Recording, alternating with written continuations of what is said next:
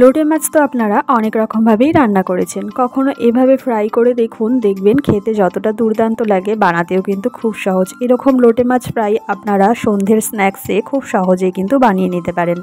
লোটে মাছ ফ্রাই বানানোর জন্য আমি এখানে নিয়ে নিয়েছি 500 গ্রাম লোটে মাছ। কাঁচা লঙ্কা, আদা এবং রসুন বাটা দিয়ে ভালো করে ম্যারিনেট করে নিচ্ছি। সাথে দিচ্ছি একটু লঙ্কার গুঁড়ো এবং সাথে একটু লবণ।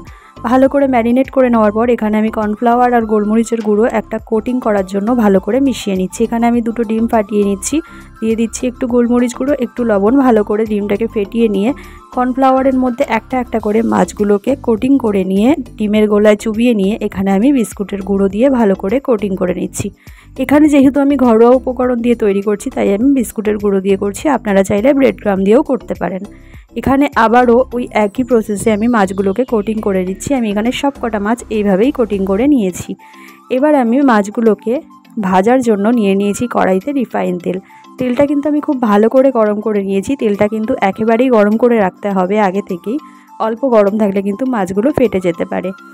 এখানে কিন্তু আমি খুব বেশি একসাথে মাছ আমি দিইনি, এরকমভাবে 3-4টে করে মাছ দিয়ে আমি এরকমভাবে হালকা লাল লাল করে ভাজা করে খুব ভালো করে খুব সাবধানে এরকমভাবে তুলে নিচ্ছি। সমস্ত মাছগুলো এখানে আমি ভেজে নিয়েছি।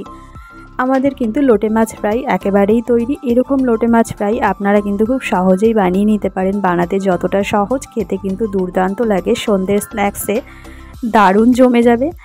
যদি কোনো গেস্ট আসে আপনারা গেস্টদেরও এরকমভাবে লোটে মাছ ফ্রাই তৈরি করে পরিবেশন করতে পারেন, খেতে কিন্তু দারুণ লাগবে। আজকের রেসিপিটা এই পর্যন্তই। যদি রেসিপি ভিডিওটি ভালো লাগে তাহলে অবশ্যই একটা লাইক করে দেবেন, চ্যানেলটিকে সাবস্ক্রাইব করে রাখবেন। দেখা হচ্ছে নতুন কোনো ভিডিওর সঙ্গে। ততক্ষণ ভালো থাকবেন, সুস্থ থাকবেন। ধন্যবাদ।